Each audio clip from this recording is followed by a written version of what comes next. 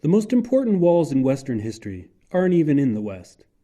They surround the modern city of Istanbul, Constantinople as the Romans called it, and for 1,000 years the fate of Europe depended on them. Constantinople was designed to be the center of the world. When the frontiers of the Roman Empire began to crumble in the 4th century, the capital was moved to the cultured, wealthy, and still stable East. There, at the crossroads between Europe and Asia, the hub of the major trade routes of the ancient world, the Emperor Constantine built his city. This was the city of libraries and universities, 20 times the size of London or Paris at the time.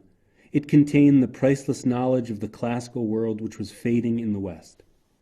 To protect this masterpiece from its many enemies, Constantine's successors built the finest defensive fortifications ever made. The first line of protection was a moat 60 feet wide and 22 feet deep, stretching all 4 miles from coast to coast. Pipes from inside the city could fill it at the first sight of the enemy, and a short wall protected archers who could fire at the soaked soldiers trying to swim across. Those who were lucky enough to clear the moat had to contend with an unceasing barrage from the 27-foot outer wall above. Arrows, spears, or far worse, Greek fire, an ancient form of napalm that would ignite on contact and couldn't be extinguished by water, would rain down on them. Squads of Roman defenders would carry portable flamethrowers, spraying anyone trying to climb out of the moat. The terrified victims would leap back only to find that they still burned underwater. At times, the Romans would also mount siphons onto the ramparts and launch clay pots full of Greek fire from catapults at an invading army. The front lines would turn into an inferno, making it appear as if the earth itself was on fire. If by some miracle the outer wall was compromised, attackers would be faced with the final defense, the great inner wall.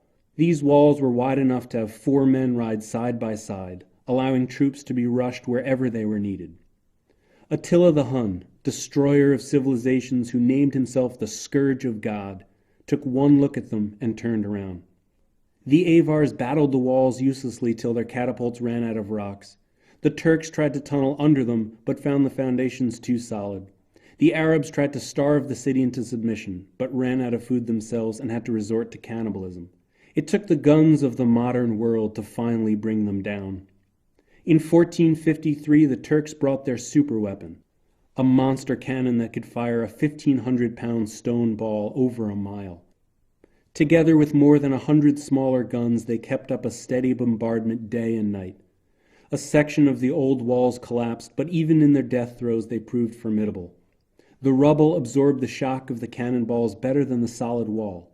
It took a month and a half of continuous blasting to finally open a breach. The last Roman emperor, Constantine XI, drew his sword and jumped into the gap to stop the onrushing horde, disappearing into legend. The city was taken, and the Roman Empire finally disappeared, but those broken walls had one last gift. As the survivors fled the doomed city, they brought with them their precious books and their ancient traditions. They traveled west to Italy, reintroduced the Greek language and learning to Western Europe, and ignited the Renaissance. Thanks to Constantinople's walls, that pile of brick and marble that guarded them for so long, we still have our classical past.